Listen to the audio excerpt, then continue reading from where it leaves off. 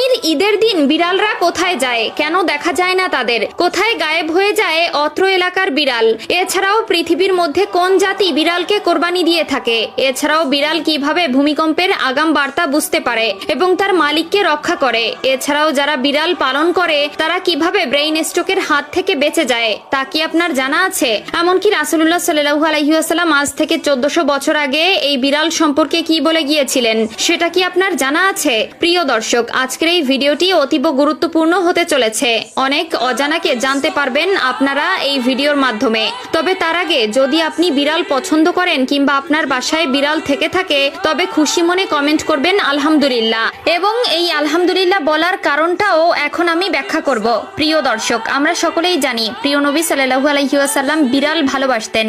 এই বিড়াল সম্পর্কে মহানবী সাল্লাল্লাহু আলাইহি ওয়াসাল্লাম কিছু হাদিস বলে গেছেন আমাদের, যার মধ্যে রাসূলুল্লাহ সাল্লাল্লাহু আলাইহি ওয়াসাল্লাম আবু দাউদ শরীফের 754 নম্বর হাদিসে ও তিরমিজি শরীফের 92তম হাদিসে বলেন, বিড়াল কোনো অপবিত্র প্রাণী নয়, বরং এটি তোমাদের গৃহপালিত প্রাণী। এছাড়াও রাসূলুল্লাহ সাল্লাল্লাহু আলাইহি ওয়াসাল্লাম আমাদেরকে বিড়ালের প্রতি দয়া করা নিয়ে একটি ভয়ানক হাদিস বলে গেছেন, যেটা সহিহ বুখারীর হাদিস নম্বর 3318 এবং সহিহ মুসলিমের হাদিস নম্বর 5717তে বলা হয়েছে, একবার রাসূলুল্লাহ সাল্লাল্লাহু আলাইহি ওয়াসাল্লাম এক মহিলার কথা উল্লেখ করলেন যে একটি বিড়ালকে বন্দী করে রাখায় তার উপর আযাব হয়েছিল, কারণ সে বিড়ালটিকে খেতে দেয়নি এবং মুক্তও করেনি যাতে নিজের খাদ্য সংগ্রহ করতে পারে। এছাড়াও আধুনিক গবেষণায় উঠে এসেছে যারা বিড়াল পালন করে বিড়ালকে ভালোবাসে ব্রেইন স্ট্রোক এবং হার্ট অ্যাটাকের সংখ্যা কমে যায়।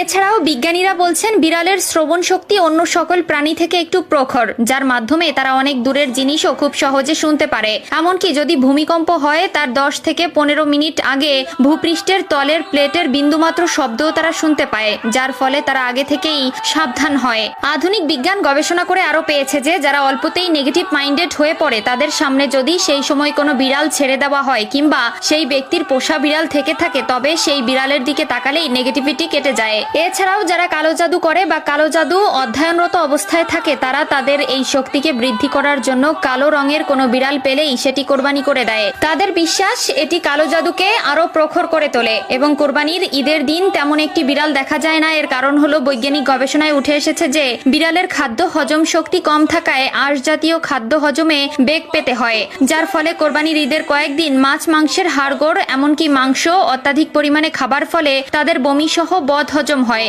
এবং তখন তাদের কাঁচা সবুজ ঘাস খাওয়ার প্রয়োজন পড়ে, যার ফলে তারা লোকালয় ছেড়ে নির্জন এলাকায় ঢুকে ঘাস খায় এবং বিশ্রাম নেয়। তাই প্রিয় দর্শক, বিড়ালের এত গুণাগুণ জানার পরেও যদি কেউ বিড়ালকে ঘৃণা করে তবে সে মূর্খ ছাড়া আর কিছু নয়। তাই তাদের বিড়াল পছন্দের বা যাদের বাসায় বিড়াল আছে তারা